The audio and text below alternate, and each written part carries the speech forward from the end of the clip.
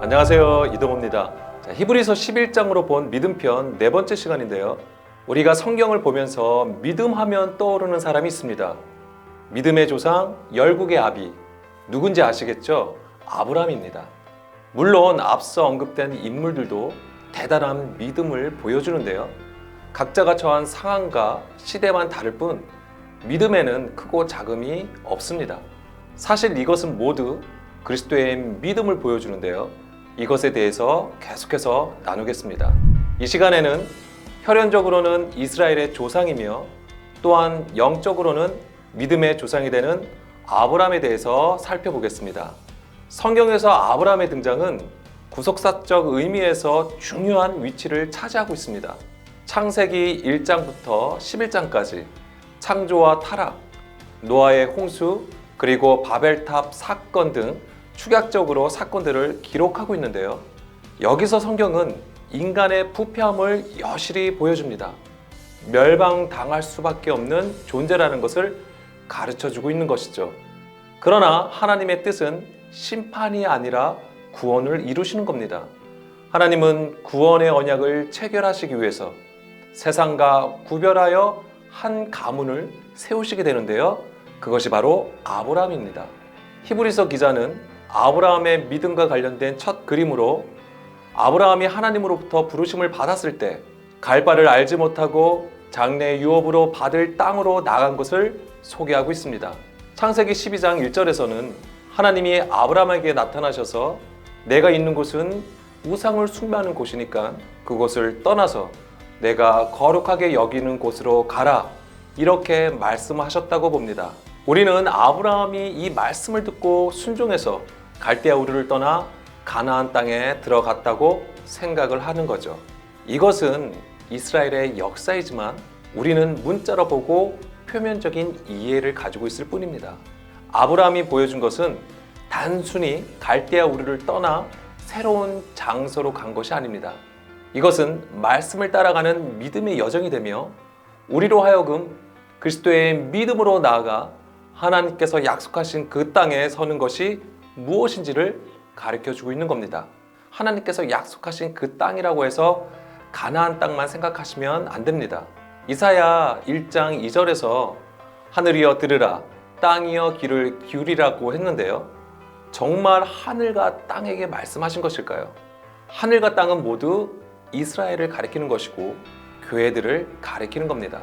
따라서 성경에서 말하는 그 가나안 땅이 무엇을 의미하는지를 아는 것이 중요합니다. 히브리서 기자도 이런 관점에서 정확하게 얘기해 주고 있는데요.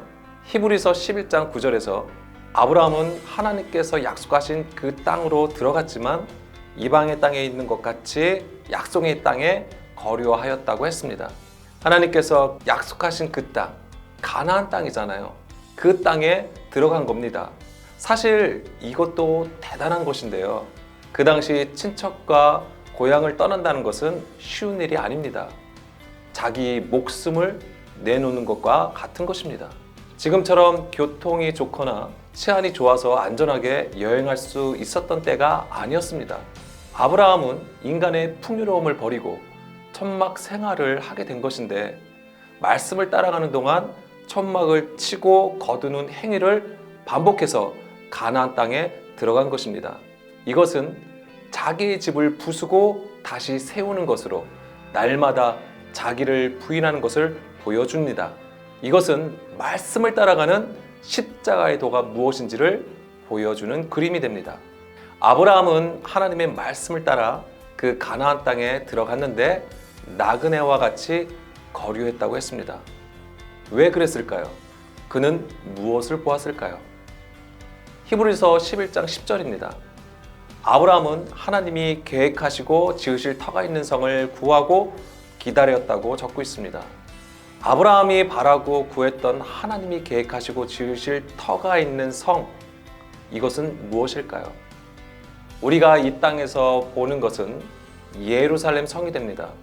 그러나 하나님께서 의로 여기시는 아브라함의 그 믿음은 하늘의 새 예루살렘을 본 것입니다. 요한계시록 21장 1절 말씀을 보면 아브라함은 새 하늘과 새 땅을 본 것입니다. 이것은 처음 하늘과 처음 땅이 없어지는 것인데요. 처음 하늘과 처음 땅, 이것은 우리의 겉사람, 옛사람을 가리킵니다. 하나님의 말씀을 들어도 육신의 생각을 따라 자기의 뜻대로 행하는 것입니다. 이것이 완전히 무너지게 되면 새 하늘과 새 땅이 되는 것이죠. 그리고 2절에서는 거룩한 성 새 예루살렘이라고 했는데요. 이것은 남편을 위하여 단장한 신부와 같다고 했습니다. 빛나고 깨끗한 세마포 옷을 입은 것인데요. 아브라함이 바라고 구한 것은 새 하늘과 새 땅, 바로 하늘의 새 예루살렘이 됩니다. 그리고 빛나고 깨끗한 세마포 옷을 입은 것이죠. 고린도 후서 5장 1, 2절에서처럼 하늘로부터 오는 처소로 덧입혀진 것입니다. 성령의 기름 부음으로 그리스도의 옷을 입은 것이 됩니다. 이것은 위로부터 입혀지는 것으로 진리의 영이 우리 가운데에 오시는 것을 가리킵니다.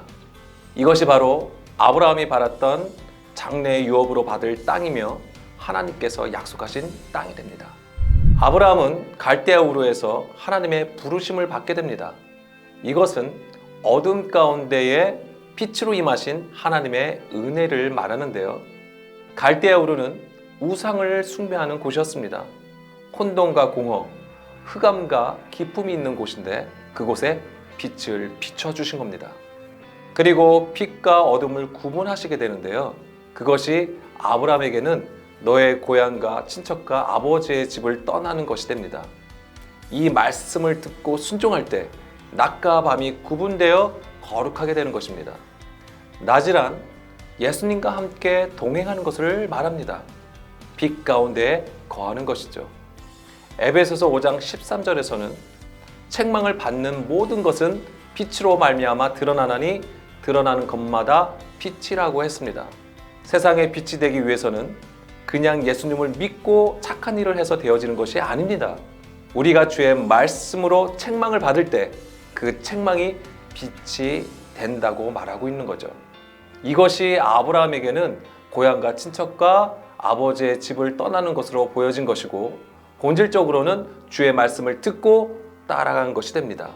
아브라함의 믿음에 있어서 주목해야 할 것은 아브라함이 하나님의 부르심을 듣고 곧바로 가나안 땅에 들어가지 않았다는 겁니다. 아브라함은 가나안 땅에 들어가기 전에 하란에 거류하게 됩니다. 사도행전 7장 스데반의 설교에서도 아브라함이 갈대아 우르에서 하나님의 부르심을 받고 하란을 거쳐 가나안 땅에 들어갔다고 했습니다. 하란도 하나님께서 약속하신 땅이 아니었습니다. 아브라함이 가나안 땅에 들어가게 된 것은 데라의 죽음에서부터 시작된다는 것을 주목해야 합니다. 데라는 옛사람, 겉사람을 상징합니다.